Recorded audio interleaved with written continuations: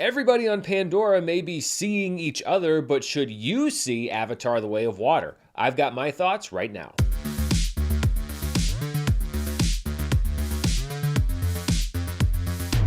This review is brought to you by Raycon. Go to buyraycon.com/Murrell for 15% off site-wide, and stay tuned after this review for more info. Hello everybody, and welcome to my review of Avatar: The Way of Water. Don't worry, Charts with Dan will still be airing, but it's going to be out this afternoon because the embargo has just dropped on full reviews for this movie. It's been 84 years since the original Avatar, but James Cameron returns as the director, sharing screenplay credit this time with writers Rick Jaffa and Amanda Silver, who also co-wrote the screenplay for Jurassic World.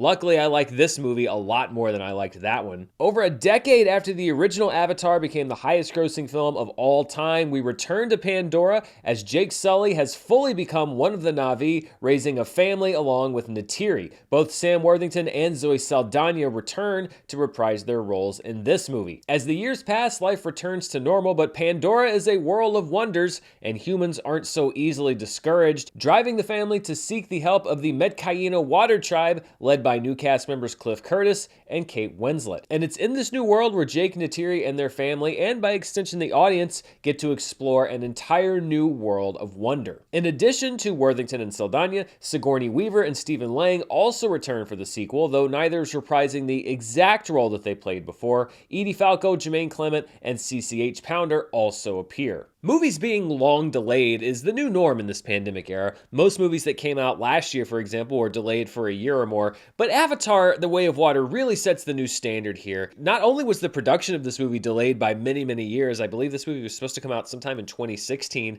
but this movie started filming 5 years ago. Production wrapped on this movie 4 years ago, and it's just now hitting theaters. So the question on everybody's lips is it worth the wait? Well, on a visual and technical level, absolutely it is. If you thought James Cameron was going to rest on his laurels and deliver a recycled version of the first movie, then you just don't know James Cameron very well. Avatar: The Way of Water is as stunning a step forward technologically as the first Avatar was back in 2009, literally plunging you into a new underwater world that is absolutely stunning in its execution. The technical wizards behind this movie are going to be winning a lot of little gold statues, and each one of them is going to be richly deserved. And as with the first Avatar film, if you don't see this one in 3D, then you're going to be missing a huge part of the intended effect. And this is coming from a guy who doesn't really prefer to watch movies in 3D. This one is a must-see in 3D. I don't usually say that a movie's worth seeing just because of the visuals, and if the story in Avatar: The Way of Water was horrendous, then I still wouldn't. But I will say that the story isn't standing in the way of a recommendation, and The Way of Water is an unforgettable theatrical experience. You really haven't seen a movie like this before. James Cameron promises big, but he delivers, and that's what makes him one of the most successful filmmakers of all time. But there is one technological leap forward that Cameron tries to make here, and it's the version of the movie that I saw for screening purposes that I just can't take with the director. It doesn't matter how visionary he is, and that is the high frame rate, or HFR. And briefly, what high frame rate means is that movies traditionally are projected or displayed at 24 frames per second. With high frame rate, the movie's displayed at 48 frames per second, and the goal with HFR is to make a movie more immersive, to make it look more quote-unquote real, to do away with the motion blur that you get with 24 frames per second, and make you feel like you're actually seeing what's happening on screen. But watching this movie in HFR made me want to pull out the remote control for the movie screen and change the settings like I did on my mom's HD TV, because to me, it still looks like that cheap thing that you get with the motion smoothing on the television set. I feel like Tom Cruise would yell at this movie for how it looks. To that end, we'd like a moment of your time to talk to you about video interpolation. Now, I understand the intended effect of HFR, and in wider shots, it actually works really well. But when you get up closer or when there's more movement, I still found a lot of frame jitter. And it could be because James Cameron has said that the entire movie isn't in 48 frames per second HFR, that sometimes they were closer to 24 frames per second and they would just duplicate frames, which is why you may get some of that motion jitter. As good as the 3D technology is, and James Cameron once again makes massive leaps forward here, I just don't think the technology is there, number one, for HFR presentation presentation, for it to be smooth and seamless. And number two, I just don't like the aesthetic. It's a personal choice, and I'm glad that they are offering the movie in a variety of different viewing options, including the traditional 24 frame rate per second. I know that some directors love HFR. They think it is the future of cinema, but it is not the future of cinema for me, and I'm very glad that you get that option with the movie. When you buy your tickets online, there should be an indication where it usually says digital 3D, IMAX, Real D, whatever. High frame rate should be one of those options, and it varies depending on location. So if it's something you want to avoid, or conversely, if it's something that you want to seek out, make sure you're seeing what kind of screening your choice for Avatar: The Way of Water is. The unfortunate side effect is that it makes most movies look like they were shot on high-speed video rather than film. So let's talk about the story of the movie, because the visuals are just one part of it. And I've never been on this hate train for the first Avatar that it has the worst story ever. I will acknowledge that it is definitely derivative, but I didn't hate the story in the first movie. The sell in the original Avatar is the world, and the storytelling really isn't that groundbreaking. And when I did my initial review on social media about this movie, I said that I thought that the story in The Way of Water packed less punch than the first movie, which raised a lot of eyebrows. So here's a little bit more of what I meant when I said that. The Way of Water is definitely more character focused and less about the general premise, the discovering of creatures and the world around, although there's still plenty of that in the movie. But there's also not much here that you haven't seen before on a story level. I think that the characters in the movie are more relatable, but less distinct. Everybody sort of falls into a type. The concerned dad, the rebellious teen, the mysterious child. Cameron has delivered spectacle and character before in any number of his other films, but there is no Ripley in this movie. There is no Sarah Connor. There is no Jack Dawson. Hell, there's not even a Cal Hockley. You will honor me the way a wife is required to honor a husband, because I will not be made out of fool, Rose. Jake Sully and Neytiri continue to provide the heart of the franchise, and Zoe Saldana in particular delivers in her role. It's really hard to believe just how far she's come since the last movie, which was a 1-2 punch in her breakout year of 2009, along with J.J. Abrams' Star Trek. I continue to find Sam Worthington to be neither impressive nor offensive as Jake Sully. He's acceptable. As a character, I generally find Jake Sully to be there.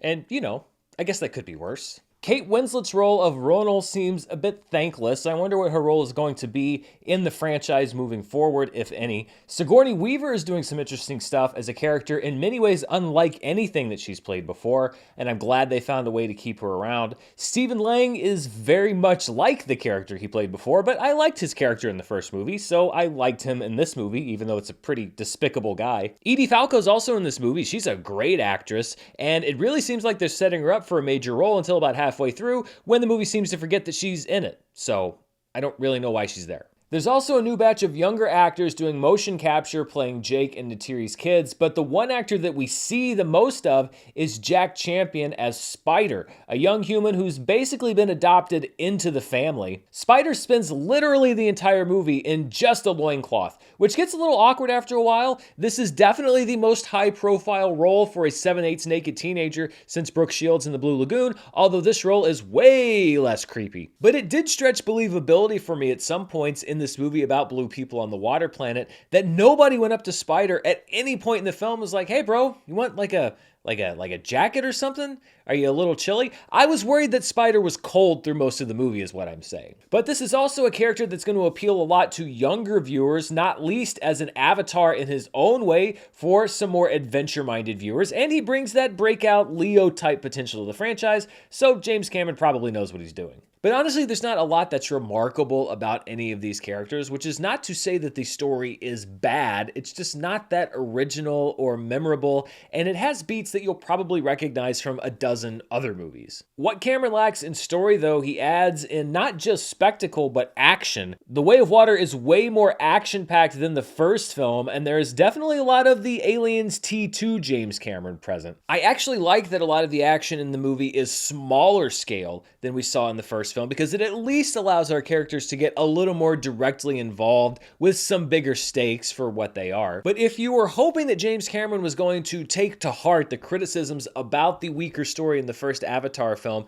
and really beef it up in that department for the sequel, then I think that you're going to be a little bit disappointed. It's not that this movie doesn't have a heart, it's just way more focused on other things. Bottom line, this is a recommendation from me, and I don't think this is a soulless movie, but it is a lot like the theme park cinema that Martin Scorsese set tongues wagging about when he was talking about the Marvel films. On social media, I called Avatar: The Way of Water the most ambitious and successful Epcot Center attraction of all time, and I stand by that statement. It has that same commitment to wonder, the same earnestness, but also the emotional shallowness of the theme park scenes that play out to millions of tourists annually. It wants to leave you in awe, to give you your money's worth, to make the trip worth it, and it succeeds. But like a theme park attraction, as you walk out of Avatar: The Way of Water, you're going to be talking about the sights and sounds that you just experienced, but not so much about the characters who are providing them. Avatar: The Way of Water hits theaters worldwide this weekend, but will it be one of the biggest movies ever made? That's the stage that James Cameron is playing on. I honestly have no idea, and I do my best to kind of piece my way through it on Charts with Dan, which will be out later this afternoon.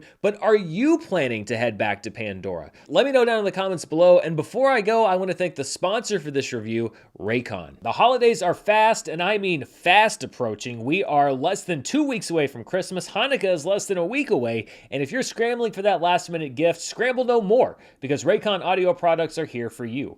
Raycon's wireless earbuds, headphones, and speakers offer premium sound, useful features, and almost custom comfortable fit, and up to 54 hours of battery life. Your friends and family will be able to start using them right away, maybe to start a Christmas dance party around the tree, or just slip in those Raycon earbuds to drown out Uncle Joey's latest ramblings at the family dinner. And as the person gifting Raycon, you've got to love that they start at half the price of other premium audio brands. And this month, Raycon's having a countdown to Christmas with a new pop-up flash deal for you to take advantage of every single day. Also, from December 13th to the 20th, you can get free express shipping on orders over $85 when you use the special promo code HOLIDAY to make sure that those Raycon products get under the tree. Right now, go to buyraycon.com/Murrell to get 15% off site-wide with code HOLIDAY plus free shipping. That's code HOLIDAY at buyraycon.com/Murrell, M-U-R-R-E-L-L, for 15% off of your Raycon purchase. Buyraycon.com/Murrell. Thanks to Raycon for sponsoring this review, and thank you for watching. I'll be back very soon with more box office news, reviews, and more. Until then, stay safe, and I'll see you next time. Bye.